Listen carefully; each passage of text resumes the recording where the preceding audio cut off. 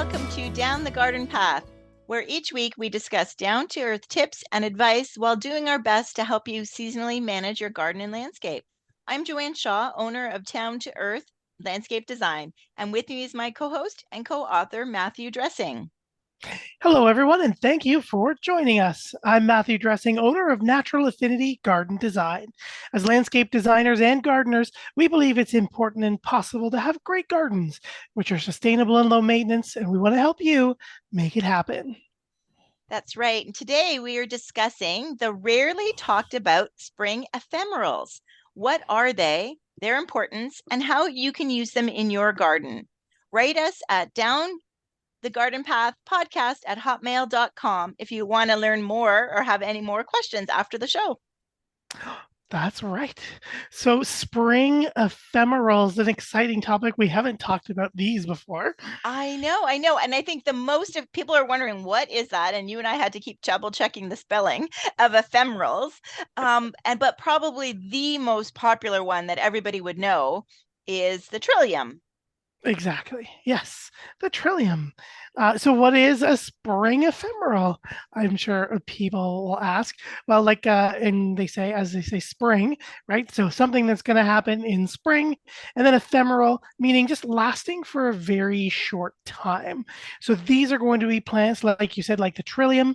We have a short window in the spring when they're going to jump up, do their thing. They're going to flower for a week or two, and then they're basically going to slowly disappear. The foliage or seed pod may hang around for a little bit, but like other bulbs that we might be planting around now, they're going to go to sleep during the summer or the warmer periods. They're going to go dormant again until next spring. So That's right. again, pretty for a very short time in spring. But one of the advantages excuse me, is that they are one of the early bloomers. So, we often, talk about in the spring, everybody kind of is like all in a panic, like leave the dandelions, let the bees have their first food. Well, really, these spring ephemerals would really be the spring food. Many that you may have heard of, like the trillium, Virginia bluebells, and they are available in Ontario, even though we're not in Virginia. Other ones, bloodroot, some of the Canada anemone, which is and many of them are native too, right, Matt? And you might even find them if you're a hiker or walking in the forest in the early, late winter, early spring. You probably don't know what they are, but that's what they are. Yeah, that's right. Yeah, there's a lot of different native ones depending on who and where you are. But yeah, like you said, like trout lily, the ruin anemones. Yeah, there's a lot of really interesting, unique plants that not only have a unique, interesting flower and a fun little time, but they often also come with a lot of unique, very nice, overlooked foliage as part of their ornamental interest as well. And like you said, a great or a very critical resource for those spring pollinators, the different bees, the bumblebees, mason bees, as well as the other insects that are just slowly waking up in that part of or that time of year. And we're in November now. And so if you can find them, now is a very good time to plant them. But if you That's right. can't find them, you often will be able to find them early spring. So it's something to watch out for in February. You can often find them still in bulb form or tuber form, or they're already potted. I know early spring you will find, and they go fast, right? So once they show up at the nursery, but there's something you have to look for right away. They all will spread, but usually not invasively, with I guess a few exceptions, because I know Canada anemone is one that can be pretty much a fast spreader. But trilliums we know take a while to be established. And some of the other ones also, like Virginia bluebells, I think, in the hepatica, not necessarily super, fast runners, but they take a little bit of time to establish. But they're really lovely, especially in most of them will all be shade loving. Um, Although we say that, but yet at that time of year, there's usually no leaves on the trees, right? So Yeah, and I don't know if I've said it on or used that term before here, but it's deciduous sun. So it's ah, like they're planted in along woodland areas, along trees, or anywhere where it's leafy, where there's going to be shade from trees, but at that point in the year when they come up, the leaves are very slow compared to them. And it is in full sun, but it is in a very woodland setting. So anywhere Hmm. you've got that deciduous shade. So it's going to be bright sun in the fall or in the early spring, but then it's going to be covered over by leaves as the summer goes and they go into their summer dormancy. Right. So they don't Yeah. get cooked, Yeah, they'll basically, get right? roasted. Yes. And their That's right. foliage does hang around. I know trillium, shockingly, the trillium foliage hangs around much into the summer. Even when you're walking in the forest and stuff, you'll notice the trillium foliage, the flowers long gone. So that's something to keep in mind that, and I think this topic is for someone who has everything in their garden already, or, Hmm. is already really focused on planting native plants and extending their seasons. And these are often overlooked, and they're a nice little gem that you could find. And maybe you only pick one, like the Virginia bluebells, and you kind of stock up on those, and you kind of have a beautiful purple show early in spring, and then you wait for other things to kind of emerge after that. Yeah, that's right. They go well with other shade perennials or those part sun perennials that could live Mhm. in that deciduous sun.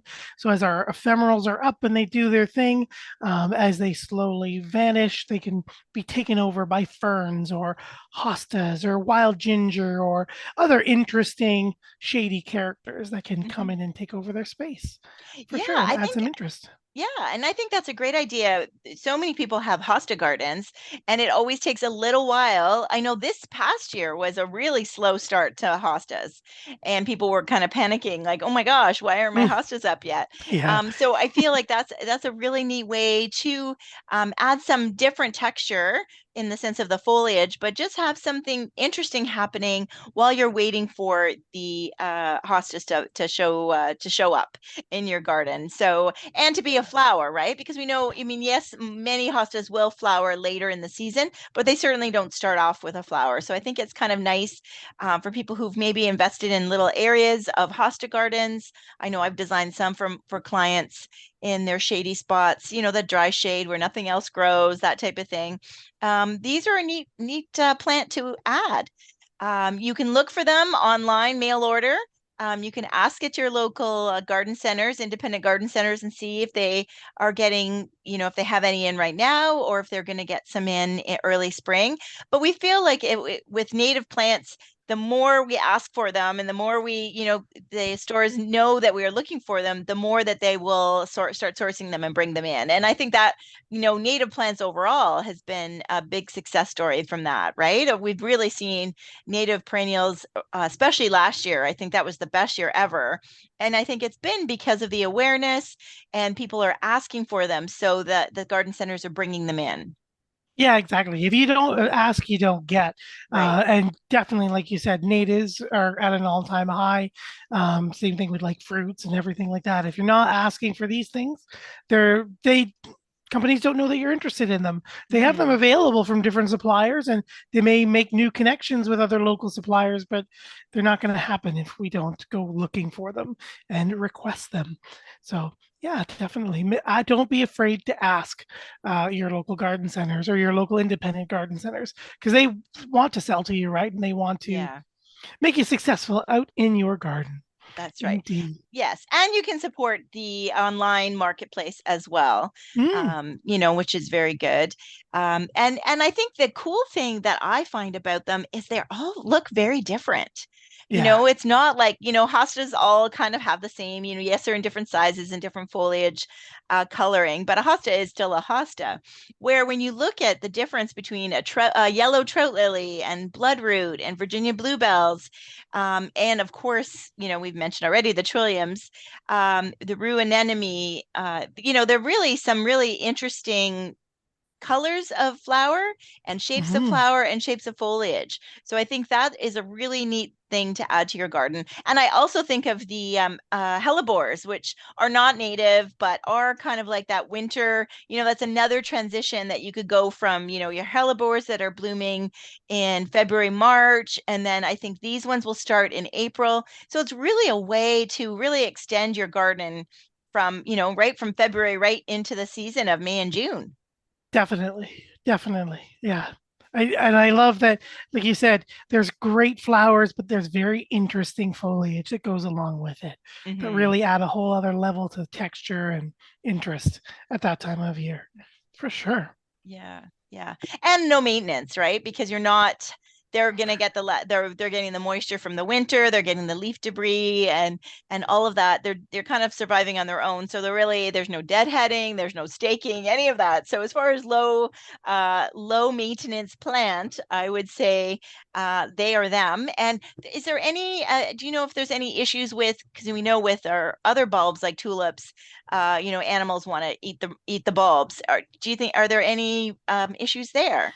None that jump out at me, but I mean, especially with native plants, we'll always have our native predators that might go around, but they're not going to be looking up or digging them up and taking them away like your tulips. And if they do, they're going to dig them up and put them somewhere back native planted and help them spread and take over their own home, anyways.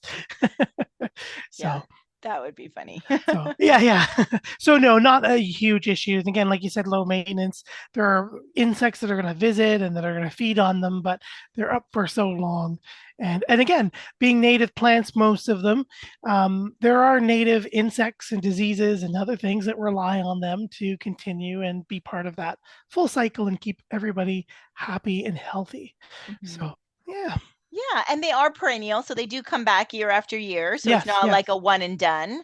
No, if when you buy them, they're going to perennial, especially if they're native, they're going to be perennial, they'll naturalize, or again, they may be something like an annual, like I think of like a partridge pea, which is native to south of us here in the northeastern USA. But it is a true annual, but it self seeds prolifically in its area. So it's always Okay. being able to regenerate itself. I think of like Jack in the Pulpit, right? It has all those little Oh, seeds that right. someone's going to Yes. come investigate and spread around. Yes. And Yeah, Mayapple, yes, that's not on my list here, but we were just talking about Mayapple, which has yeah, a really interesting foliage, and the apple's kind of hidden underneath, but they do start to emerge very early in the spring. And yeah, Jack in the Pulpit is kind of a cool plant. yeah, yeah. I love that little stalk with all the little red orange berries on them. And Yeah, yeah, yeah, so add a little color definitely. afterwards. Yeah, and I'm hoping this show helps you to realize that these are what you're seeing. If you are a hiker or someone who's out in nature early in the winter or late in the winter, early in the spring, and you're wondering what these plants are, and I think many people almost even think they're weeds, right? Yeah. But that's the term, is a spring ephemeral. That's right. So maybe even if you aren't out there at that time of year because it's cold, look who you're missing. These That's right. beautiful, amazing plants that are showing up. Yes. That's And right. also, they're not disappearing because they're being covered by something else that's now taking over. They really are disappearing on their own, because they really are meant to live a short time. And I think it's kind of cool that it's nature's way to just have something that comes up naturally that's not a dandelion, that is early, that some of the early insects can feed off of.